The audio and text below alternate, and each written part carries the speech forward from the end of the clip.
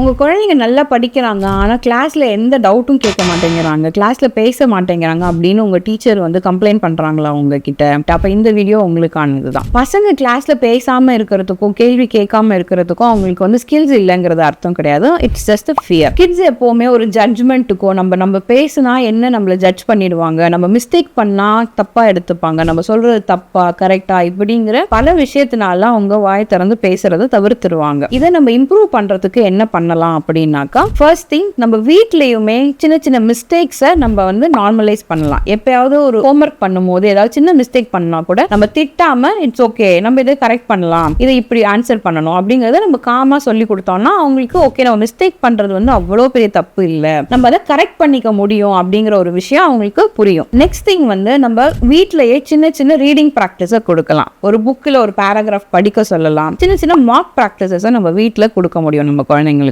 And எப்பவுமே நான் சொல்ற மாதிரி சின்ன சின்ன அச்சீவ்மெண்ட்ஸையும் சின்ன சின்ன எஃபர்ட்ஸையும் நம்ம கான்ஸ்டன்டா அப்ரிஷியேட் பண்ணிட்டு இருந்தா அவங்க கண்டிப்பா அவங்களோட ஸ்கூல் இன்ட்ராக்ஷன்ஸை கண்டிப்பா இம்ப்ரூவ் பண்ணுவாங்க.